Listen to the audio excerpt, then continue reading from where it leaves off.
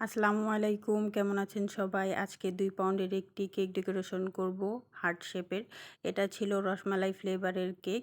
এটা আমি আগেও একবার করেছিলাম। তো ওইটা দেখেই ভাইয়া অর্ডার করেছিল। বলেছিল যে সেম এরকম করে দিবেন আমাকে। তো এই তো আমার কেকের ফিনিশিং করা শেষ। এখন আমি একটু দাগ কেটে নিচ্ছি যে লাইনগুলো করব, যাতে লাইনগুলো করতে সুবিধা হয় তার জন্য। তো এখানে আমি ১৯৫ এর যে নজেলটা আছে ওইটা নিয়েছিলাম। ওইটা দিয়ে এই ডিজাইনটা করছিলাম।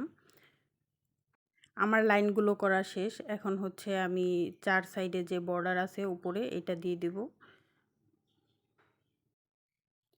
তো কেকটা ২ পাউন্ডের হলেও ওজনে কিন্তু ২.৫ পাউন্ডের ছিল। ২.৫ পাউন্ডের থেকে বেশিই ছিল।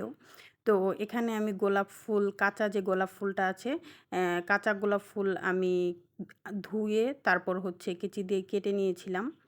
তো এখানে আমি এক লাইনে গোলাপ ফুল দিব, এক লাইনে বাদাম দিব, আরেক লাইনে রসমালাই দিব। তো গোলাপ ফুল দেওয়া শেষ। এখানে আমি কাঠবাদাম যেটা এটা কেটে মানে এটা কেটে নিয়েছিলাম।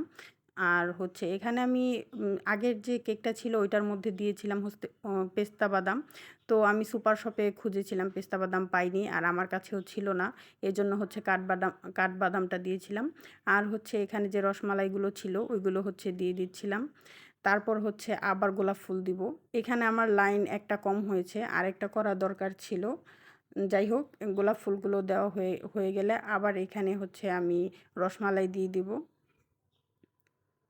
আর রসমালাইগুলো আমি আগেই একটা প্লেটে তুলে নিয়েছিলাম, কারণ না হলে সাথে সাথে দিয়ে দিলে রসমালাইয়ের মধ্যে যে রসগুলো থাকে এগুলোতে কেকটা নষ্ট হয়ে যায়। তো আবার এখানে আমি বাদামগুলো দিয়ে দিচ্ছি।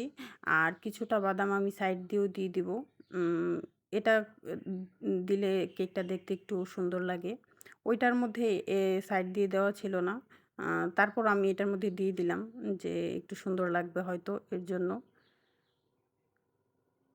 তো এখানে আমার যে গোলাপ ফুলের পাপড়িগুলো ছিল এগুলো মানে অনেকগুলো বেশি ছিল। তো এজন্য ভাবলাম যে আমি উপরের যে বর্ডার আছে এখান দিয়ে দিয়ে দিই। হয়তো মানে দেখতে একটু সুন্দর লাগবে।